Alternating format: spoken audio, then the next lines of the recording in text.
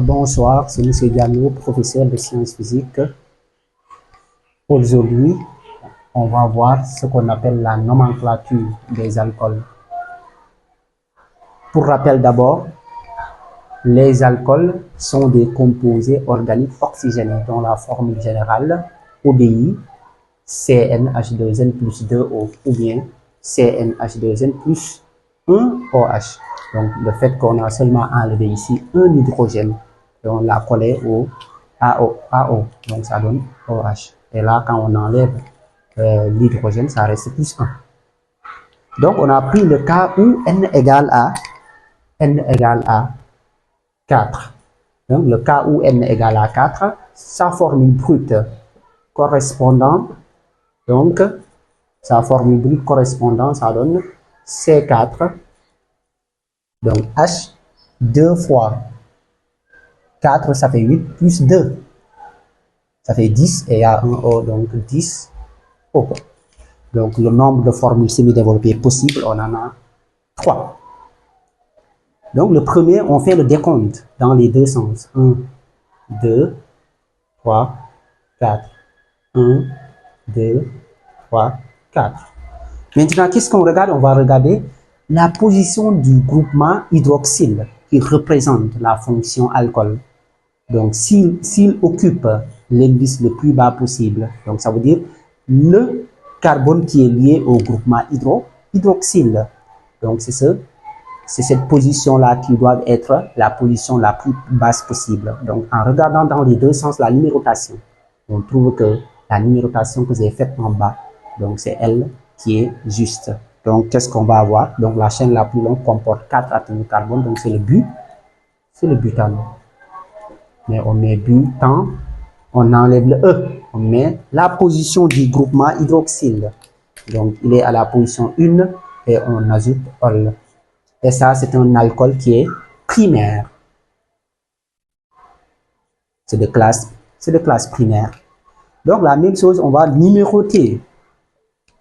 Le deuxième cas, on va numéroter aussi la chaîne carbonée la plus longue. C'est avec les 4. La chaîne la plus longue, c'est 4 atomes de carbone. Donc, on numérote. Donc, on aura 1, 2, 3, 4. Et on numérote dans l'autre sens. 1, 2, 3, 4. Qu'est-ce qu'on trouve? Le groupement, ou bien le groupement hydroxyle. La position la plus basse, c'est celle du numéro d'en bas. Donc, quand on regarde, donc, on a la position 2. Dans l'autre sens, on aura la position 3.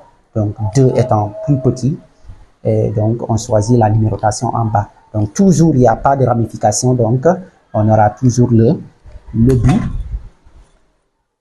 butane. Cette fois-ci, il est à la position 2. On met ol. Et il est de classe secondaire. Pourquoi de classe secondaire? Car le carbone qui est lié au groupement hydroxyle. Donc, quand on regarde autour, il est lié à 2 carbones. Donc, il est secondaire. Et quand on regarde là, pourquoi c'est primaire? Donc, le carbone qui est lié au groupement hydroxyle, qui représente la fonction alcool, quand on regarde autour, il est seulement lié à un seul carbone. Donc, il est primaire. Donc, ici aussi, on regarde la chaîne la plus longue, c'est avec celle-ci. Et on numérote. Ici, en numérotant dans les deux sens, on retrouve la même position du groupement hydroxyle, toujours à la position 2. Mais ici, il y a une ramification de méthyle. Donc, qu'est-ce qu'on va avoir? La chaîne la plus longue, c'est avec 3, c'est propane. Avant ça, donc, il faut mettre la ramification.